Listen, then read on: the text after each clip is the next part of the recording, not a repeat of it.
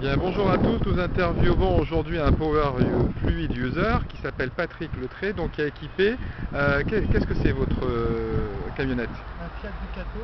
Un Fiat Ducato. GTD. D'accord, ça fait quelle puissance ça? Ça fait 78 à 80 chevaux. D'accord, ça c'est la puissance d'origine. Alors, vous faites quoi comme trajet avec cette camionnette? C'est à usage privé, je crois, C'est à principalement. usage privé. J'ai un trajet de référence qui est Cannes Denon. Et avant je mettais 60 euros et il me restait dans le plein.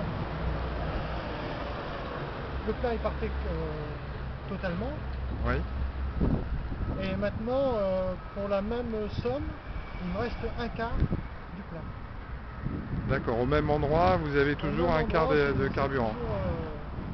C'est effectivement intéressant. Comment est-ce que vous avez entendu parler de Power Fluid et pourquoi est-ce que vous avez converti votre camion à cette technique? En fait, j'ai entendu parler de Power Fluid parce que Jean-Michel de chez Fréjus Twin Racing m'en a parlé. Oui. Et bon, il vous en a dit j'y ai du pas bien. cru au début. Donc j'ai voulu par curiosité faire le test. Puis voilà quoi, j'ai testé et puis ça a marché. D'accord. Super Donc ce qu'il content. faut dire aussi à nos spectateurs, c'est que vous êtes donc mécanicien chez Fréjus Twin Je suis Racing. aussi mécanicien chez Fréjus Twin Donc Racing. votre avis est intéressant particulièrement parce que les gens aiment bien avoir des avis de gens qui connaissent la mécanique. Donc ça a un sens particulier. Donc vous estimez que vous avez gagné à peu près 25%, ce qui est beaucoup. Les gens, je pense, auront du mal à le croire. Comment est-ce que vous avez... Donc c'est la jauge, ça a priori ça ment pas. La question c'est est-ce que ces résultats vous les avez eus tout de suite ou est-ce qu'il a fallu un certain temps est-ce qu'il y a eu divers réglages Déjà il a fallu chercher les bons réglages. Oui.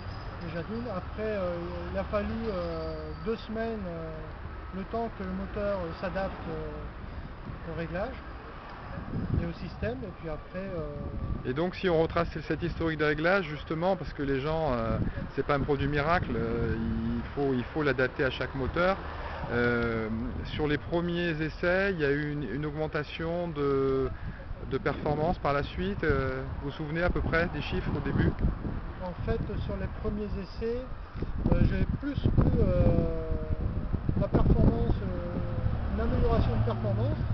Oui. Mais au niveau consommation, elle était presque identique à ce que j'avais au départ. D'accord. Donc en fait, je gagnais j'avais aucun gain de consommation. Et puis, ça a duré combien de temps cette phase-là? C'est le temps des réglages, le temps qu'on puisse... ça devait faire à peu près un mois, non? Ouais, un mois, un petit mois. Ouais. Le temps de rouler, de faire que le circuit s'adapte. D'accord.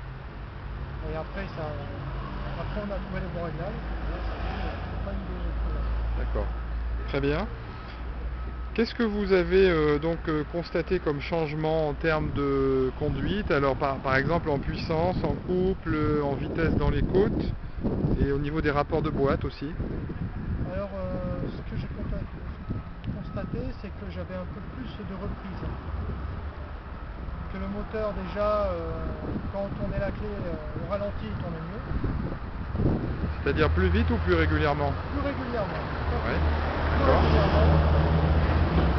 Et j'avais gagné un peu de couple de reprise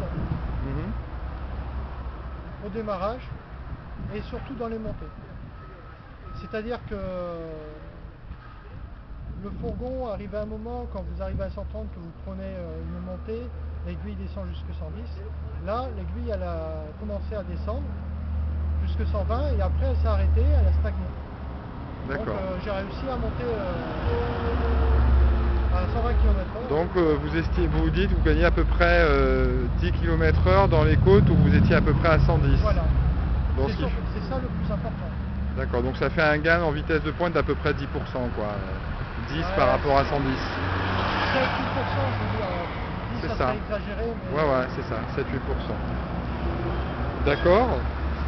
Donc vous dites des meilleures reprises, toujours du même ordre, a priori dans les 7-8% de mieux. D'accord. Au niveau des rapports de boîte, ça a changé. Est-ce que vous pouvez descendre moins souvent les vitesses? C'est plus souple? C'est plus souple, mais moi je n'ai pas une conduite à... D'accord. Donc ça c'est après chaque utilisateur. D'accord. Je sais que si je reste en cinquième, le fourgon repart plus facilement. D'accord.